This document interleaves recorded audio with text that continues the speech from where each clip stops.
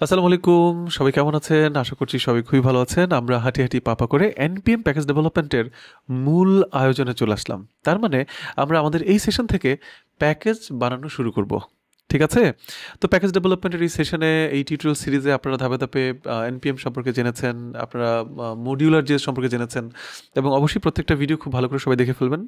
এবং আমার মনে হয় যে এই ভিডিওটিতে যারা এসেছেন তারা অবশ্যই প্রত্যেকটি ভিডিও কিন্তু ভালো করে দেখেছেন। তো আমরা আজ থেকে শুরু করব প্যাকেজ ডেভেলপমেন্ট। ঠিক আছে? এনপিএম প্যাকেজ ডেভেলপমেন্ট করা শুরু করবো আর কি আমরা।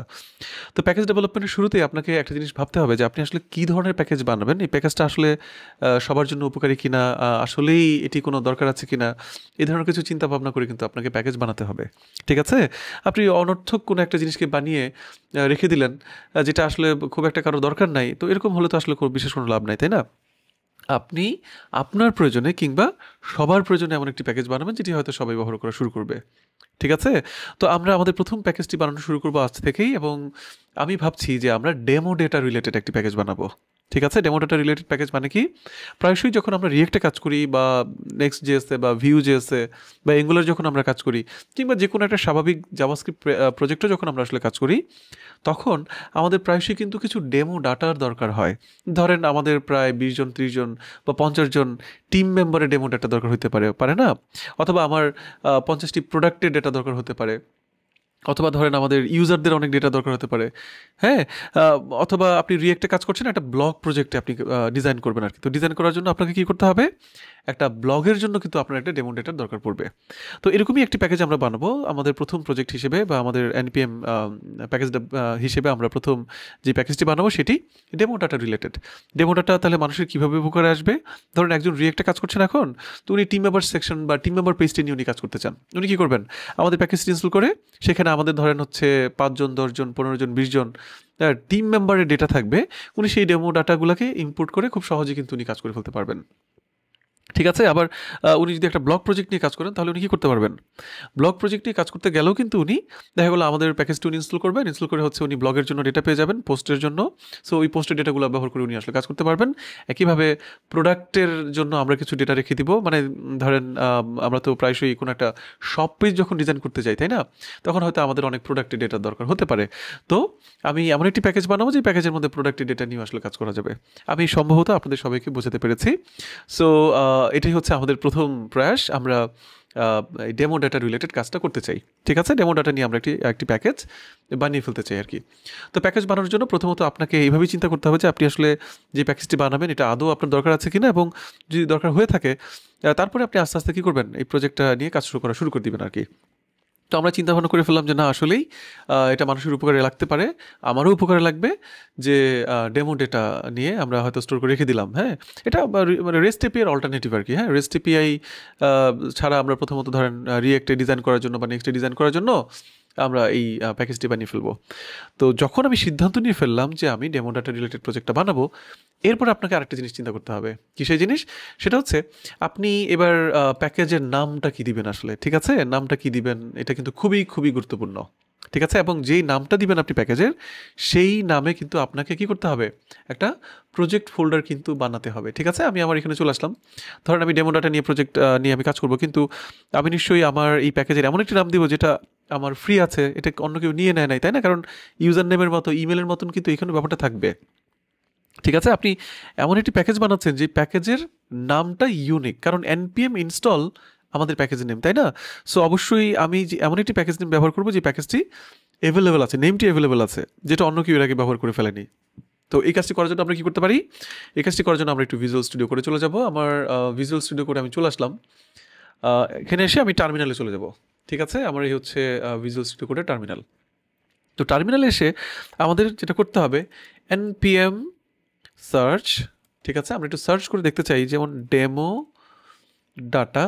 যদি আমাদের প্যাকেজটির নাম ডেমো ডাটা হয়, কিন্তু ডেমো ডাটা কি আসলে এক্সিস্ট করে নাকি এটা অন্য কেউ ইউজ করে ফেলেছে? এন্টার দেন। ওয়েট, আমাদের হচ্ছে SEAR, আমি বানান ভুল করেছি, সরি। আমাদের SEAR সার্চ বানানটা ভুল করেছি, আমি খুবই দুঃখিত। SEARC search. সো এবার যদি আমরা এন্টার দেই, চলেন দেখা যাক। এই যে দেখেন, কি দেখতে পাচ্ছি আমরা? হ্যাঁ? Demo data. এটা কি? কেউ নিয়ে ফেলেছে, আমাদের এখানে রেড মার্ক কিন্তু চলে আসছে, তার মানে এই নামটি কিন্তু আমরা সিলেক্ট করতে পারবো না। বুঝতে পারছেন? তো এই জন্য আপনাকে একটু সার্চ করে নিতে হবে। যেমন আমি যদি তাহলে ডেভ ডেমো ডাটা দিই তাহলে কি হয়? হ্যাঁ, ডেভ ডেমো ডাটা একটু ছোটোখাটো রাখতে পারলে ভালো হয়। তো npm সার্চ ডেভ ডেমো, আচ্ছা ডেভ ডেমো দিয়ে দেখি আছে কি না। ডেভ ডেমো, দেখেন আমার এখানে কিন্তু কোনো রেড মার্ক দেখাচ্ছে না, তার মানে এই নামটি কিন্তু আমি চাইলে ব্যবহার করতে পারবো। তো ডেভ ডেমো ডাটা দেওয়ার চেয়ে একটু ছোটো করে যদি ডেভ ডেমো দেই, হ্যাঁ npm ইনস্টল ডেভ ডেমো, এভাবে সবাই আমার প্যাকেজটিকে ইনস্টল করবে, তাহলে এটা আমাদের জন্য বেটার হয় না? সো এইভাবে আমরা নামটা সিলেক্ট করে ফেলবো। তো প্রথম কাজই হচ্ছে আপনাকে প্যাকেজের নামটি আসলে ঠিক করে ফেলতে হবে।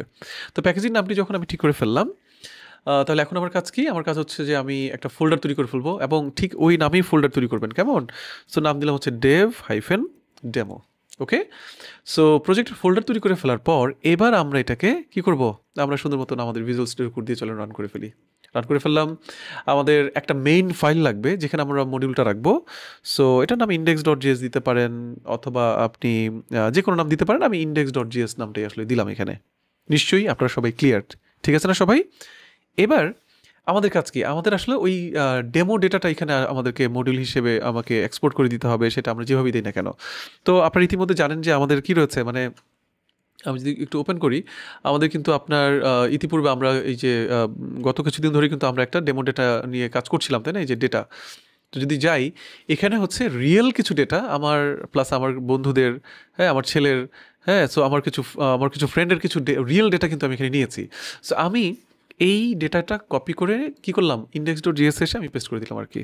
ঠিক আছে? সো আশা করছি যে আপনারা সবাই বুঝতে পারছেন। আমি ইতিমধ্যে ডেভস না দিয়ে আমরা কি দিতে পারি এখানে, যে টিম নাকি, বা ডেভসি দেন, ডেভেলপারদের ডেটা, ঠিক আছে? এরকম একটা নাম দিয়ে দিলাম আর কি আমরা, ঠিক আছে? এবং আমরা নেমড এক্সপোর্ট করে দিলাম কি, index.js থেকে আমরা এটাকে নেমড এক্সপোর্ট করে দিলাম যে const devs, এখানে 5 জন ডেভেলপার ডেটা রাখা আছে। আমি আপাতত 5 জনের ডেটা নিয়েই কাজ করি, কারণ আমাদের এই প্যাকেজগুলোকে আমরা আপডেট করে দেখবো, তো তখন হয়তো আমি আরও 5 জন নিয়ে আসবো। হ্যাঁ, আস্তে আস্তে আমি প্রোডাক্টের ডেটা অ্যাড করবো, আস্তে আস্তে হচ্ছে আমি আপনার এখানে ব্লগের ডেটা অ্যাড করবো, তাই না? সো এইভাবে আস্তে আস্তে আমি আসলে অ্যাড করতে থাকবো আর কি। তো মোটামুটিভাবে আমি নিশ্চয়ই আপনাদেরকে বোঝাতে পেরেছি যে শুরুতে আমরা যখন কোনো একটি মানে প্যাকেজ ডেভেলপমেন্ট করা শুরু করব, কীভাবে আমরা আসলে আগাবো, ঠিক আছে না? অবশ্যই যেহেতু আমি এখানে মডিউল সিস্টেমটা ব্যবহার করেছি, আমাকে কি করতে হবে এখন, প্যাকেজ ডট জেসন, এবং আমাকে কি বলে দিতে হবে এখানে, যে আপনার টাইপ কোনটা, কমন জেএস না, অবশ্যই কোনটা, মডিউল। আমরা সবসময় মডিউল জেএসেই আমরা কাজ করতে অভ্যস্ত হয়ে যাবো আর কি, ঠিক আছে? আমাদের ইএস মডিউলটা আমাদের জন্য আসলে ভালো আর কি। তো যাই হোক, আমরা কিন্তু মোটামুটি কাজ করে ফেলতে পারলাম। তো আপাতত আমরা কি করলাম সবাই একটু খেয়াল করে দেখেন। আমরা একটা অ্যারে অবজেক্টের মধ্যে আমরা ডেভেলপারদের, ডেভস কি এর মধ্যে আমি ডেভেলপারদের কিছু ডেটা আমি জমা রেখে দিয়েছি। কেন জমা রেখে দিলাম? এই 5টি ডেটা এবং রিয়েল ডেটা আমি আমার প্যাকেজ হিসেবে আমি রেখে দিব। ভবিষ্যতে যে কোনো জায়গা থেকে সেটা রিয়েক্ট হতে পারে, নেক্সট হতে পারে, ইভেন যে কোনো জায়গাতে আমার যদি দরকার হয়, আমি কিন্তু আমার প্যাকেজটি ইনস্টল করার মাধ্যমে আমি কেন, যে কোনো ডেভেলপার তারা কিন্তু চাইলে এই ডেটাগুলোকে আসলে অ্যাক্সেস করতে পারবে।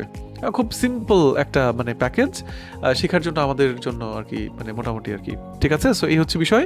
আমরা মোটামুটিভাবে আমাদের একটা স্ট্রাকচার বানিয়ে ফেলেছি। মানে নেক্সট ভিডিওতে আমরা প্যাকেজ.json নিয়ে বিস্তারিত আলোচনা করবো। হ্যাঁ, কারণ প্যাকেজ.jsonটা আসলে কি, কেন আমাদের এটা দরকার, হ্যাঁ প্যাকেজ.json আমাদের একটা কনফিগারেশন সেট করতে হবে, এই বিষয়গুলো নিয়ে আমরা আমাদের নেক্সট ভিডিওতে বিস্তারিত আলোচনা করবো আর কি। আশা করছি যে আপনাদের সবার খুবই ভালো লাগবে।